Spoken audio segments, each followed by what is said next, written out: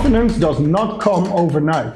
The problem nowadays is that they want people as young as possible. You're gonna fake it until you make it. You just have to overcome your fears and you have to overcome rejection.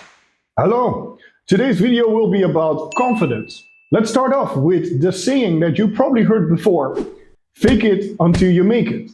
Hell yeah! Why is faking it until you make it so beneficial? It's beneficial for your own level of confidence, but also about the level of confidence that other people can put into you, especially with a first impression. Let me tell you a story about myself. At the age of 23, I became the CEO of a crowdfunding company. I had no resume to show any past experience, and the moment I entered the business, I was the youngest member of the team. I was confident about my capabilities, and I knew that I was going to be able to fill up that position properly. By putting on a suit and making sure that I looked presentable, I could take away some of their fears of a first impression of seeing how young I was and the fact that I had no past experience on my resume. Because think about it. If I would be Mark Zuckerberg and I would walk in, it wouldn't matter what I was wearing. In this case, however, they had no idea who I was. Who the f is this guy? And I had no past experience to show for it. However, I knew that I could fill up that spot properly. And I knew that the moment I would open my mouth and start talking, they would feel totally fine. But if I would have walked in some holiday outfit, and on top of that, I looked very young, they might start to fear a little bit for their jobs. Because I was the new leader, and they need to be able to feel secure about their job and my capabilities in order to perform their job properly and without a ton of added stress. So by dressing the part, faking it until you make it, you get into the door, make them feel secure, and then once you start talking, they know that everything is okay. Especially my age back then was a big issue, because at the age of 23, and leading people that are up till twice my own age isn't exactly gonna give them an instant feeling of comfort. At 23, you're basically a baby. A little bit down the road, I had 37 employees and 4 offices worldwide, so everything turned out just fine. However, at first I had to fake it until I made it, not for my own level of confidence, but for the level of confidence that the employees would be able to put into me. The problem nowadays with many jobs is that they want people as young as possible, but to have like 10 years of experience at the age of 18.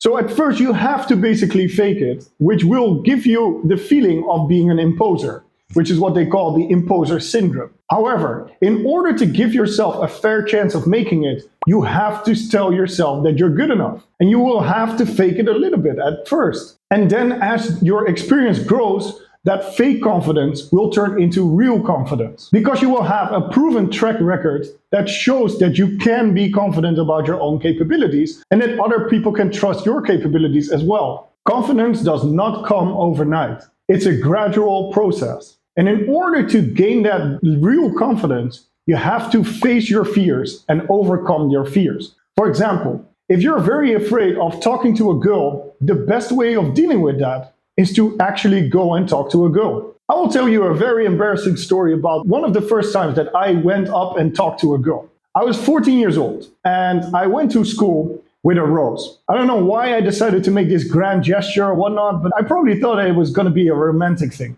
So I decided that I was going to talk to that girl during my lunch break. However, by then, almost everyone already noticed the rose under my seat and started asking questions. So I told a few friends who then told more people. And then before you knew it, before the lunch break actually occurred, there were about 200 people that knew about it and were all like gathering in groups and whatnot in order to wait and see what was going to happen. Did this put a lot of extra pressure on me? Yes, it did. I still did it though. Did she say yes? No, she didn't.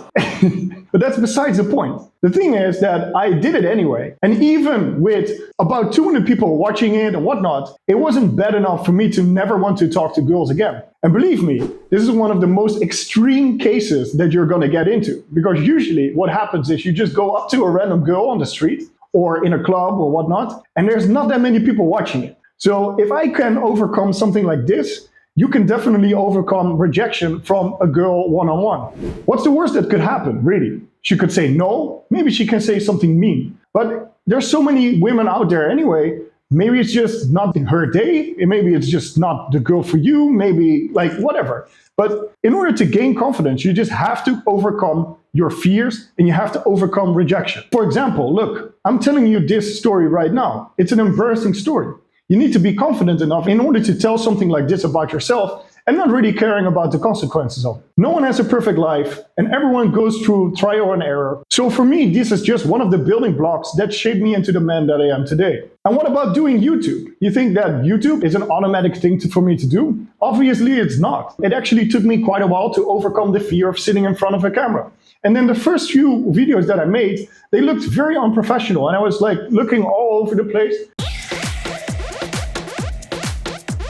Because it's very unnatural, actually, to be watching a camera nonstop and talking to it like it's an actual person or a friend. And if you are with a friend or a person or whatnot, they don't expect you to constantly look into the camera. However, that is something that people actually do expect on YouTube in order to feel connected to you. All right, I'm getting a little bit off track, but I'm just saying that YouTube is yet another thing that takes some fake confidence at first, or like you're gonna fake it until you make it, because the first few videos are just gonna be very terrible. And you're constantly gonna tell yourself, oh, but it's not gonna be good enough. Why would I wanna upload this? Why would I wanna do this? Oh, the microphone that I'm using right now is not as good as, I don't know, Jordan Peterson is using. The lighting setup could be better. Everything can be better indeed, but it's just a process that you build over time. And if you're gonna wait until you have perfect confidence, it's just never gonna happen. You're just gonna have to start somewhere. And then as time progresses, you're gonna get better and better and better, and then become more confident in your capabilities as well. Another trick to actually gain confidence is through your body language. And this has been proven in a study. For example, you can use this for a job interview. If you go for a job interview and there's other participants, most people will probably be sitting in the waiting room, sitting a little bit like this. They're holding themselves, they're making themselves extra small and whatnot. But that's actually the exact opposite of what you should be doing. You should be taking up space. You should use big gestures. You should make yourself bigger. Not only will this trick your brain into believing that you feel confident and totally fine with what you're about to do, but this will also give the person that's trying to hire you more confidence in your capabilities because you're so okay with being there and presenting yourself and whatnot, which makes them believe that you feel like you deserve to be there and you deserve this job.